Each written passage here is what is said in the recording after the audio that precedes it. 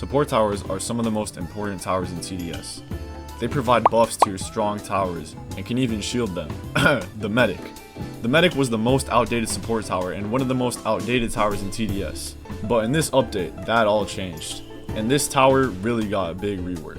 It now uses a Medigun to shield certain towers within its range and also provide them with a passive cooldown buff. It also has an Uber Charge ability which can provide towers with a 40% damage buff at max for a certain amount of time. So is the new Medic the best support tower? Let's find out. Right off the bat in the update log, the Medic has been redesigned to focus on support, keeping your team in the fight, with base healing and protecting towers from debilitating stuns. So they're basically just saying the same thing from the event tab that we've already seen. So you select a tower with it instead of it just affecting everything in the range and stuff, and then it gets cooldown damage buff and a shield. That's pretty good. I like that a lot better than just the old Medic. Just having the stun healing was kind of boring. And then the start refresh, we know it's basically the same, but just new skin updates here, as you can see. And then battle pass discount, and then I think these are 2 new PvP maps right here.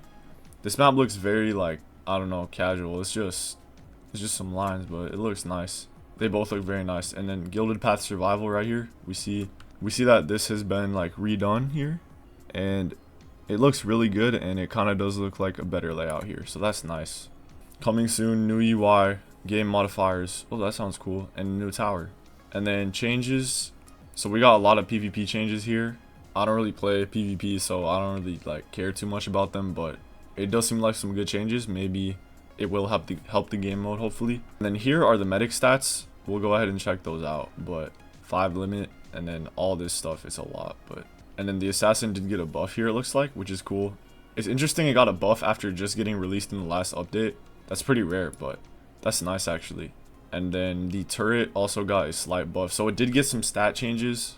And Archer got this random price increase right here. That's it. Let's go ahead and try out the Medic. Alright, so here it is, and these skins did get redone. I don't think the Fallen Medic did, but these ones look very nice. I'm just gonna use the default for now because I want to see that one. Alright, so placing down the Medic here, we see that its gun is actually now for supporting towers and not for shooting. So you see this bar on the top here, and when I place down a tower, then when you're selecting the Medic, you can toggle over a tower and give it a passive cooldown buff and a stun shield. So if I spawn in a Fallen Guardian, for example. Okay, well, it attacked multiple times, so that's not really the best example, but you kind of see how it works. At level 0, it just has like that. It doesn't heal it all or anything like that, but then at level 1, it can assign 2 towers. So you see how the bar at the top goes to 2. If I place down 2 towers, I can toggle both of them and they both get that. So that's pretty cool. However, the range is still useful though, because as you can see, the towers do have to be within the range of the Medic still. That'd be pretty OP if it could be anywhere. But at level 2, we get more range. 3 assigned towers. The shield regen speed goes down to 6 seconds.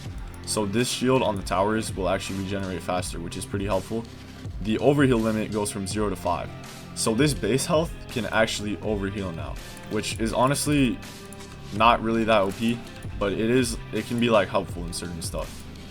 And the health regen just goes to 5. I don't know why they have 2 separate drop downs for that, but then at level 3 we get more range. We get 10 health regen and 10 overheal limit. And we unlock the Uber Charge, which gives all assigned towers a temporary damage boost of 20% that lasts for 7.5 seconds, but it does have a 60-second cooldown. If we upgrade to that, if I place down 3 minigunners right here, I toggle them, I use the Uber Charge, then you can see that now they all have the 20% damage buff as well. So it is pretty cool to see that. The Medic is kind of more like a commander type of support now, just because it also provides the stun shield, but can buff damage and cool it down as well. I like this because it definitely will make the Medic more of like a usable support tower and not like the last option like it currently is. The thing that is kind of bad though with the 60-second cooldown is that you cannot stack the medics. So if you wanted to like chain the ability, you can't, because you can only select different towers. Now at level 4 we get 18 range. The medic gun now selects 4 towers, and the shield radiant speed is 4.5 seconds. The Ubercharge gets upgraded to 27.5% damage boost, a 10-second duration, and the 60-second cooldown still, and the health regen goes up to 20 along with the overheal. The medic did get a lot more expensive here. As you can see, the final upgrade costs like more than the entirety of the old medic. Like I think it used to cost like maybe 9k or so, maybe even less than that to max it out, which was helpful, and it was decent in the early game too and mid game. But now it's just purely support, which is a very interesting change. It is actually a true rework for once, which is pretty cool. And then at max it gets 20 range, the medic gun selects 5 towers, and the shield regen speed is only 2 seconds. So these towers will basically have like a constant shield. Like if I for example spawn that fallen guardian again, then this shield will probably regenerate fast enough where like its multiple attacks wouldn't really do anything. Okay, it didn't. It regenerated right after, but when it regenerated, it healed it back. So that is more helpful than the earlier. But going over that other stuff at max, the Ubercharge goes to a 40% damage boost, which is pretty big, and it lasts 15 seconds. Still a 60-second cooldown, so it does take a while to get it back up and running. But when that's active, that is going to be pretty significant. If you pair that with mercenary base, DJ, flags, like everything, the DPS will just be insane on like certain towers, you know. And the health regen goes to 25, and it can overheal 50.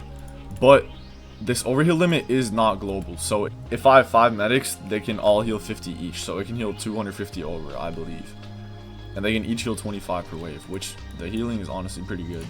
So yeah, at max we get 5 towers to select.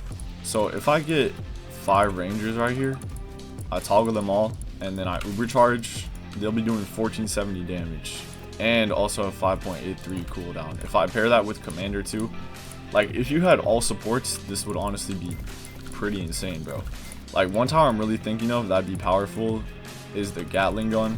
This tower gets insanely buffed by supports. Let's get every support here and just see how strong this is. Alright, so let's spawn in a Fallen King and see how much damage we can do with this. 153 damage. Bro, I'm doing like, this is doing insane DPS right now. Just one Gatling gun. In one reload, I just did 90,000 damage. And then pair this with the Pierce that Gatling has, and that DPS is going to be crazy. Look at that. I had to reload and, but it's already done 270,000 damage. That's pretty crazy. So yeah, the new medic is pretty strong, being able to give stun shields and also damage and cooldown buffs on top of that. It does have its limits that don't make it super like broken, but it is definitely a S tier tower and definitely up there with the other support towers now. Let me know your guys' thoughts on the rework, and I hope to do some cool stuff with this. See you in the next one.